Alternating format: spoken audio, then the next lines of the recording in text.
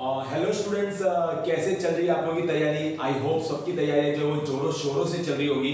अब ये वीडियो में जो रहेगा मैं आपको क्या बताने वाला हूँ, तो मैं आपको बताने वाला हूँ अगर आप लोग एग्जाम देके आ रहे हैं उसके बाद आप एग्जाम में एक दिन में जो आपको एक दिन का टाइम मिलता है उसमें आप अपना जो सब्जेक्ट है ECIPL economic commercial and intellectual property loss उसको आप कैसे रिवाइज कर सकते हैं। क्योंकि सबसे बड़ा कंफ्यूजन बच्चों को ये रहता है, सर पूरा साल तो पढ़ लिया, 4-5 महीने से प्रिपरेशन कर रहे हैं, लेकिन एग्जाम के एक महीने पहले जो है वो कैसे जो है वो हम लोग उसको कवर अप कर पाए, उसकी अगर कोई स्ट्रेटेजी मिल जाती तो है ना बहुत बढ़िया हो जाता। अब मैं आपको जो है ना एग्जाम देने के आने के बाद किस तरीके से आप उसको कवर अप कर सकते हैं उसके बारे में डिटेल में बताने वाला हूँ। और ऐसा जरूरी नहीं है आप यही रूल फॉलो करो, मतलब आपको इस स्लॉट में यही चैप्टर पढ़ने हैं, ऐसा कोई जरूरी नहीं है। ये उनके लिए है जिनका अपना कोई शेड्यूल नहीं बना हो। तो अगर आप लोगों का अपने कोई शेड्यूल बना हुआ है और आप लोगों का टाइम टेबल बना हुआ है कि मैं इतने बजे सोऊंगा, इतने बजे उठूंगा, इतने बजे ये चैप्टर पढ़ूंगा, तो वही फॉलो करना है इससे। और या फिर आप इसको भी मदद ले सकते हैं और इसमें आपको एक आइडिया मिल जाएगा और फिर आप अपने हिसाब से उसमें चैप्टर को इंटरचेंज कर सकते हैं। क्योंकि किसी को पार्ट ए अच्छे से आता होता है, किसी को पार्ट बी अच्छे से आता होता है, किसी को आधा पार्ट अच्छे से आता होता है, किसी को पूरा पार्ट अच्छे से आ सकता है। तो आप इसमें फ्लेक्सिबिलिटी रख सकते हैं, ठीक है। So without wasting our time let's start. कि देखिए अब जैसे आप एक एग्जाम देके आए उसके बाद आप लोगों का जो एग्जाम का टाइम रहता है वो रहता है 2 से लेके 5:15 बजे तक, क्योंकि 15 मिनट रीडिंग टाइम भी रहता है। तो मैं ना अप्रोक्स मानते हैं कि आप लोग जो है दूर पास एंड ऑल है, तो मैं मान रहा हूँ 6 बजे के करीब जो है वो आप लोग घर पे पहुंच जाते हैं, ठीक है। 6 बजे के करीब जो रहेगा वो आप लोग घर पे पहुंच जाते हैं। तो ऐसा तुरंत ही आके पढ़ने बैठेंगे तो हो गया, लेकिन सर टाइम वेस्ट भी तो ज्यादा नहीं कर सकते, एग्जाम का टेंशन भी वरना बढ़ता जाएगा। I know next day holiday है, लेकिन हॉलीडे है तो इसका मतलब ये नहीं कि आप पूरा टाइम ही वेस्ट कर देंगे, ठीक है। तो आपको उस दिन अगर जिस दिन आप एग्जाम देके आ रहे हैं उस दिन अगर थोड़ा सा पार्ट कवर अप कर लिया ना तो आपके लिए थोड़ा सा अच्छा हो जाएगा, नेक्स्ट डे थोड़ा आराम से जाएगा।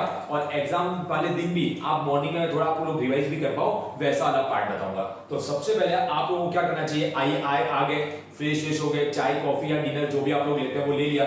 उसके बाद सबसे पहले इकोनॉमिक लॉ वाला जो पार्ट है आप लोगों का, उसमें आप लोगों को जो रहेगा 7 to 11 में, जी हाँ 7 से लेके 11 PM के बीच में आप लोगों को जो अपना IPR इंटेलेक्चुअल प्रॉपर्टी राइट्स उसका जो लॉ है यानी कि इकोनॉमिक एंड कॉमर्शियल लॉ का पार्ट 2, जो कि आप लोग का वेटेज कितना रखता है आप लोग का 40 मार्क्स का। सबसे पहले आके आप ये वाला पार्ट कंप्लीट कर दीजिए। जी हाँ 4 घंटे पूरे आप लोग लीजिए, उसमें बीच आप डिनर के टाइम पे आप 10-15 मिनट 20 मिनट का ब्रेक ले सकते हैं। और मैं एक्सपेक्ट कर रहा हूँ, देखो मुझे ही पता है 4 घंटे में पहली बार पढ़ेंगे तो नहीं होगा, तो मैं तो ये एक्सपेक्ट कर रहा हूँ ये 40 मार्क्स का आप लोग का 6 चैप्टर का वेटेज है। तो आप लोगों ने एकदम ही धुआंधार तरीके से अच्छे से पढ़ा भी होगा, अच्छे से राइटिंग प्रैक्टिस भी की होगी, तभी जाके आप लोग 4-5 घंटे में जो पूरा रिवाइज हो सकता है, ठीक है। तो सबसे पहले आपको क्या कर देना है, आपको जो आपका 40 मार्क्स वाला जो वेट पार्ट है उसको आप लोगों को कंप्लीट करके रख देना है ड्यूरिंग द 4 आवर्स 7 to 11। अब जो मैं आपको अगला पार्ट बता रहा हूं, अब आप में से बहुत स्टूडेंट जो एग्जाम का टेंशन लेते हैं या किसी को ऐसा होता है सर मैं रात को लेट तक पढ़ सकता हूं, कोई होता है सर मुझे अर्ली मॉर्निंग जो है ना जल्दी उठ के पढ़ने की हैबिट है, तो मैं सोने से पहले अगर पार्ट 1 के भी कुछ छोटे चैप्टर्स करके सो जाए तो नींद भी जो है वो चैन की नींद आएगी। तो इसलिए मैंने रखा हुआ है, आप लोग क्या कर सकते हैं, थोड़े फ्रेश हो गए, बाद में 11:30 से 12:30 11:30 से 12:30 के बीच में आप 2 चैप्टर कवर अप कर सकते हैं, chapter number 9 and chapter number 10। Chapter number 9 is your fugitive economic offender act, छोटा सा चैप्टर है 4-5 पेज का, और चैप्टर नंबर 10 भी 8-9 पेज का छोटा सा चैप्टर है, बेनामी एक्ट, ठीक है। तो आपको पार्ट 2 आपका अच्छे से हो गया सोने से पहले, पार्ट 1 के भी 2 छोटे चैप्टर्स ही रही, लेकिन माइंडसेट ये रहता है कि भाई हमारे इतने चैप्टर्स तो हो गए, तो सबसे आप लोग जो है वो ये वाला पार्ट कंप्लीट करके रख सकते हैं, ठीक है। उसका चैन की नींद सोइए, आराम से थोड़ी नींद पूरी करना भी जो है वो आप लोगों को जरूरी है। उसके बाद मॉर्निंग में उठने के बाद जो है आराम से, मैं आपको नींद का टाइम भी पूरा दे रहा हूँ, 12:30 बजे सो जाइए और आराम से 7:30-8 बजे तक सोइए।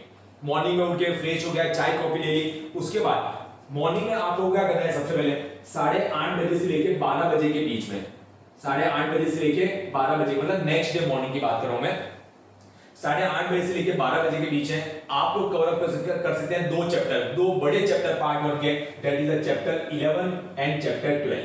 आप इंडेक्स साथ में रख सकते हैं अपनी मॉड्यूल से या जो भी आपने नोट्स यूज किए हुए हैं, तो उसमें चैप्टर 11 आप लोग देख सकते हैं जो कि कौन सा है, कंपटीशन है, और चैप्टर 12 कौन सा आप लोग का, कंज्यूमर प्रोटेक्शन है। तो अगेन देखिए अगला दिन मतलब आप एग्जाम देके आ गए और नेक्स्ट डे सुबह 12 बजे तक आपका कितना हो चुका है, तो आप लोग का पार्ट 2 आईपीआर पूरा हो चुका है। पार्ट 1 में 2 छोटे चैप्टर आप रात को करके सोए थे और 2 बड़े चैप्टर आपने पहले मॉर्निंग में उठा के कर लिए, ठीक है। चलिए 12 बजे तक आपका इतना हो गया। उसके बाद घंटा भर लंच ब्रेक, थोड़ी देर आपको नैप लेना हो छोटा सा तो आप वो ले सकते हैं। उसके बाद छोटे छोटे स्लॉट्स बनाइए। अब 1 से लेके 3 में 1 से लेके 3 पीएम जिसमें मैं आप लोगों को दे रहा हूं बच्चों सिंपल टास्क चैप्टर नंबर 6, 7 और 8। आप देख सकते हैं यहाँ पे मैंने ऐसा भी नहीं किया 10-10 मिनट में 15-15 मिनट में रिवाइज करो। अच्छा खासा आपको देख लीजिए ऑलमोस्ट हर चैप्टर के लिए 40 टू 45 मिनट्स आप लोगों को पढ़ने को मिल रहा है, ठीक है। तो ये एक मैं गाइडेंस दे रहा हूं, आप इसमें फ्लेक्सिबिलिटी रख सकते हैं क्योंकि कुछ चैप्टर आपके बहुत अच्छे से होंगे जिसमें आपको ज्यादा टाइम नहीं लगेगा, कुछ चैप्टर आपके पढ़ने के बाकी होंगे उसमें ज्यादा टाइम लग सकता है, तो आपको फ्लेक्सिबिलिटी रख सकते हैं। चलिए चैप्टर 6, 7 और 8 है कौन सा? Chapter 6 is your SEZ special economic zone, chapter 7 is your FCRA फिक्रा foreign contribution regulation act and chapter 8 is your PMLA, ठीक है। उसके बाद अगेन थोड़ा सा ब्रेक या सोना हो तो आप सो भी सकते हैं। फिर 4:30 बजे टाइम मैं आपको पढ़ाई का टाइम दे रहा हूं, 4:30 बजे से लेके 6 बजे तक मैं आप लोग कर सकते हैं बच्चों चैप्टर नंबर 13 एंड 14 जो कि आराम से आप लोगों का हो जाएगा because chapter 13 is your legal metrology and chapter 14 जो है बच्चों वो आप लोगों का कौन सा है? रेरा। वो कौन सा बच्चों? रेरा, ठीक है। अब पॉइंट समझो, बच्चों। अब आप लोगों के बच्चे 5 चैप्टर्स देख लीजिए। आप लोग के पहले अगर इससे बात करें 6, 7, 8, 9, 10, 11, 12, 13, 14 और 15 से लेकर 19, तो आप लोग के चैप्टर 6 से लेकर 19 पूरे के पूरे कवर अप हो चुके हैं, कितने बजे तक? नेक्स्ट डे को 6 बजे तक, ठीक है। और अभी आपके पास टाइम है लेकिन आपके पास बचे 5 चैप्टर्स और 5 चैप्टर कौन से हैं? Foreign exchange management act, FDI, ODI, FTP और ईसीबी, ठीक है। इस लेवल के आप लोग के चैप्टर बचे हुए हैं। अब ये ऐसा होता है बहुत सारे स्टूडेंट किसी ने कितना भी अच्छे से पढ़ा हो हमेशा डर लगता है इन चैप्टर्स में, तो एक हो सकता है छोड़ के चले जाओ, अरे सर आप क्या बोल रहे हो, ठीक है। मुझे ही पता है कोई छोड़ के नहीं जाएगा मेरे कहने पे, तो एटलीस्ट आप 1 बार 2 बार 3 बार पढ़ के जाओ ताकि अगर उन चैप्टर्स में से कुछ आ गया तो कुछ तो अटेम्प्ट कर पाओगे। Getting my point? तो अब आप लोगों को क्या करना बच्चों, एकदम सिंपल रूल मैं आप लोगों को बता रहा हूं, ठीक है।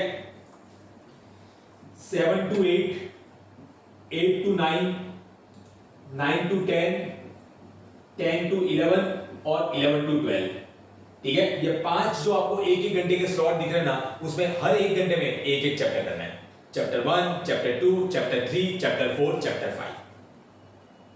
Getting my point? कभी कोई चैप्टर जल्दी हो सकता है, कभी कोई चैप्टर लेट हो सकता है, लेकिन मेरी मानिए तो सुबह के लिए मत रखिएगा, ठीक है, क्योंकि ये ऐसे चैप्टर्स हैं अगर सुबह अगर आप एक चैप्टर में फंस गए तो आप उन चीजों को रिवाइज नहीं कर पाएंगे। तो अगर हो सके तो इसको मॉर्निंग के लिए मत रखें और जब आपका एग्जाम डे है उसके अगर रात को ही अगर आप लोगों का पूरा प्रिपरेशन हो जाए ना उससे बेहतर कुछ हो ही नहीं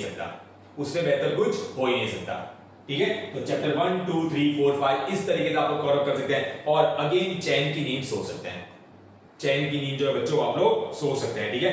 चलिए फिर मॉर्निंग में उठ गए, ठीक है, मॉर्निंग में अगेन एग्जाम वाला दिन है तो मैं आपको 8 बजे तक नहीं सोने दूंगा, मैं बोलूंगा थोड़ा सा जल्दी उठने की ट्राई कर सकते हो कि रात को मैंने आपको 12 बजे सोने के लिए दे दिया, ठीक है। तो मॉर्निंग में मैं एक्सपेक्ट कर रहा हूं आप मॉर्निंग में 7, सवा 7 बजे पढ़ाई जो है वो स्टार्ट कर देंगे। अगेन पहले आपने क्या पढ़ा था? आईपीआर। तो अगेन मॉर्निंग में 1.5 से लेकर 2 घंटे में 7 से लेकर 8:30 या 9 बजे तक में आईपीआर को वापस एक बार रिवाइज कर लीजिए। जी हाँ, पार्ट 1 का एक आधा चैप्टर रह जाएगा वो चलेगा, लेकिन पार्ट 2 को इग्नोर मत करिएगा। 2 से 3 बार रिवीजन दे दीजिए आप लोग आईपीआर इंटेलेक्चुअल प्रॉपर्टी राइट्स। उसके बाद 9 से लेके 10:30 जो रहेगा उसमें आप लोग अगेन चैप्टर नंबर 6 से लेके 14 को रिवाइज कर सकते हैं और जो 10:30 से 12 बजे का टाइम है उसमें आप लोग चैप्टर नंबर 1 से लेके 5 को अगेन रिवाइज कर सकते हैं, ठीक है।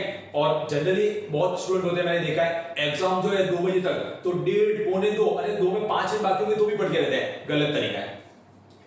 एटलीस्ट एग्जाम के 1-1.5 घंटे पहले आप लोगों को फ्री हो जाना है, माइंडसेट क्लियर रखना है और थोड़ा अपने प्रिपरेशन पे भरोसा रखना है। भाई एग्जाम में आएगा फोड़ेंगे, एग्जाम में कुछ भी आ जाए एग्जाम में अच्छे से जो है वो हम लोग लिख के आएंगे और एग्जाम में ना अच्छे से फोड़ के आएंगे।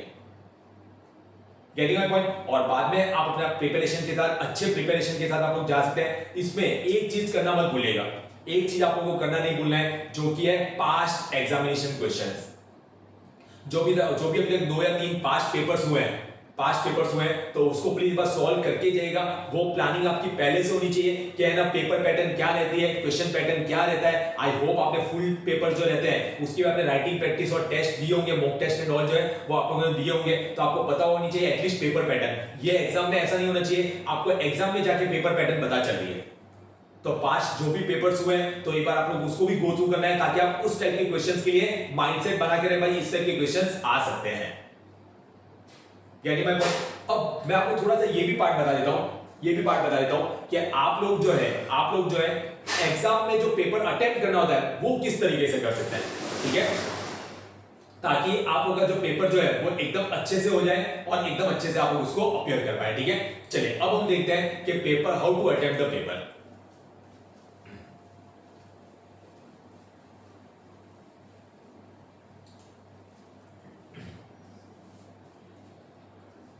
चलिए अब आते हैं, आपके पास दो ऑप्शन, या तो आप पार्ट 1 को पहले अपेयर कर सकते हैं या पार्ट 2 को पहले अपेयर कर सकते हैं। कोई कंपल्शन नहीं है कि आपको पहले पार्ट 1 ही करना है, लेकिन अगर आप पार्ट 2 को पहले अपेयर कर रहे हैं तो आप लोगों को पहले अच्छे से लिखना पड़ेगा पार्ट 2।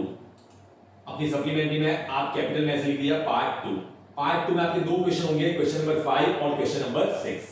अब हमारी हैबिट होती है, हम जो पहले लिखना शुरू करते हैं ना उसमें हम लोग इतना घुस जाते हैं, इतना डिटेल में लिखते हैं, भाई पता चलता है 1.5-2 घंटे उसमें हो गए पूरे, और बाद में हम भागम-भाग करते हैं। तो आप लोगों को समय सीमा का थोड़ा ध्यान रखना है, ठीक है। आपको जो 180 मिनट्स होते हैं बच्चों, 180 मिनट्स, तो पार्ट 2 के लिए यानी कि 40 मार्क्स वाला कंटेंट है ना, उसके लिए मैक्सिमम आप लोगों को 60 या फिर ज्यादा से ज्यादा 70 मिनट्स रखते हैं, उससे ज्यादा नहीं, वरना पार्ट 1 आप लोग अटेम्प्ट आपका गारंटेड पेपर छूट जाएगा। तो आपको क्वेश्चन नंबर 5 और 6 मिला के आप लोगों को कितने 60 मिनट्स में कवर अप कर देना है। 60 मिनट्स में ट्राई करनी है तो 70-75 मिनट्स में हो जाएगा, ठीक है। फिर आप लोगों के पास नेट जो है 100 से लेकर 110 मिनट बचे और आपके पास अटेम्प्ट करने के लिए 4 क्वेश्चन, ठीक है, 4 क्वेश्चन है। क्वेश्चन नंबर 1 2 3 4 जो कि आपके पार्ट 1 के, ठीक है। अगर सिंपल लॉजिक में बोले तो हर क्वेश्चन को अटेम्प्ट करने के लिए आपको अराउंड 25 से लेकर 27 मिनट मिलेंगे हर क्वेश्चन, यानी कि क्वेश्चन नंबर 1 में भी अगेन 3-4 क्वेश्चन होते हैं, तो अगर उसको भी और सब डिवाइड करेंगे तो एक क्वेश्चन लिखने के लिए 5 से लेकर 6 मिनट, ठीक है। तो थोड़ा स्पीड पे भी ध्यान रखिएगा, वरना ऐसा नहीं हो जाए कि आप जो आंसर आ रहा है उसको इतना डिटेल में लिख रहे हैं कि पूरा पेपर ही अटेम्प्ट नहीं कर पाए। अब मेरी बात अच्छे से सुनिए जो मैं आपको बताने जा रहा हूं। सबसे पहले आपने पार्ट 2 को अच्छे से अटेम्प्ट करना है। पार्ट 2 में आपको ट्राई करनी है 40 में से ज्यादा से ज्यादा लेके आ पाए और एटलीस्ट 20 25 26 मार्क्स तो आप पार्ट 2 में लेके आ जाए, ताकि पार्ट 1 को अटेम्प्ट करते हुए आपको जो है थोड़ा प्रेशर कम लगे। एक और पॉइंट, पार्ट 1 में जो आप लोग जनरली गड़बड़ करते हैं, पार्ट 1 को जैसे मैंने डिवाइड किया था आपको बताते हुए वैसा आपको डिवाइड कर दो। एक होता है चैप्टर नंबर 1 से लेके 5 का कंटेंट और एक होता है चैप्टर नंबर 6 से लेके 14 का कंटेंट। जनरली चैप्टर 6 से लेके 14 का कंटेंट सभी को बहुत अच्छे से आता होता है और चैप्टर नंबर 1 से लेके 5 ही सभी लोग पढ़ के जाते हैं, क्योंकि उसमें वो कॉन्फिडेंस नहीं आता जो 6 से लेके 14 पढ़ने में आए। तो आप लोग जब पार्ट 1 लिखना स्टार्ट कर रहे हैं ना तो आप लोग को ये ध्यान रखना है पार्ट 1 में सबसे पहले आप लोग वो क्वेश्चन अटेम्प्ट करें जो आप लोग को आ रहे हैं, जो आप लोग को आ रहे हैं। इसका मैं आपको लॉजिक बताता हूं ऐसा क्यों, वरना क्या हो जाता है कि आप लोगों ने अपने ईगो पे ले लिया, भले एफडीए का क्वेश्चन है भाई मुझे तो लिखना ही है, भले आधा अधूरा आता है या नहीं आता है, तो आप उसको सोच के बना के लिख रहे हैं। तो उसमें क्या हो गया, आपने सपोज एग्जांपल आपने 2 क्वेश्चन एफडीए ओडीआई के ऐसे अटेम्प्ट कर दिए जो आपको आते ही नहीं थे, तो वो 10 मार्क का आपने वो अटेम्प्ट कर दिया जो आपको आते ही नहीं था। इस चक्कर में एंड में 10 मार्क का वो छूट गया जो आपको आता था। Getting my point? तो आपका नुकसान आपको लग रहा है 10 मार्क का हुआ, 10 मार्क का नहीं हुआ बच्चों, आपका नुकसान 20 मार्क का हुआ है। आपका नुकसान जो बच्चों कौन से 20 मार्क का हुआ है। तो इसीलिए आपको ध्यान रखना है जब आप पार्ट 1 में पहुंचे स्पेशली तो आप लोगों को पहले वो क्वेश्चन अटेम्प्ट करने हैं जो आप लोगों को आते हैं। तो मैं एक्सपेक्ट कर रहा हूं जैसे 60 मार्क का पार्ट 1 है तो 60 में तो 40 मार्क्स है, तो सभी को अगर प्रिपरेशन करके जा रहे हो, अच्छी प्रिपरेशन करके, तो 40 मार्क्स है और सभी को एकदम अच्छे से आ रहा होगा। फिर जो एंड में टाइम बचा 15-20 मिनट आधा घंटा, उसमें जो आपको बचा हुआ 20 मार्क्स है वो आप अटेम्प्ट करिए। क्लियर? पेपर लिखते हुए प्लीज क्वेश्चन नंबर अच्छे से मेंशन करिए। क्वेश्चन नंबर 1 का ए बी सी डी, अगर पेपर में ए बी सी डी लिखा तो आपको ए बी सी डी ही मेंशन करना पड़ेगा। अगर पेपर में रोमन वाला 1 2 3 4 लिखा तो 1 2 3 4 ही मेंशन करना पड़ेगा। ऑप्शन वाले क्वेश्चन होते हैं 2 और 2a, 6 और 6a, तो जो भी अटेम्प्ट कर रहे हो सोच समझ के वो पहले इवैल्यूएशन कर लो कौन सा लिखना चाहिए और उसके बाद, और ये इवैल्यूएशन कब करोगे तो 15 मिनट रीडिंग टाइम मिलता है, तो 15 मिनट ताक झाक नहीं करनी है, 15 मिनट के अंदर आपकी प्लानिंग हो जानी चाहिए हम क्या क्या अटेम्प्ट करने वाले और कैसे अटेम्प्ट करने वाले। आई होप आप सभी को ये सारे पॉइंट्स जो है वो क्लियर होते होंगे।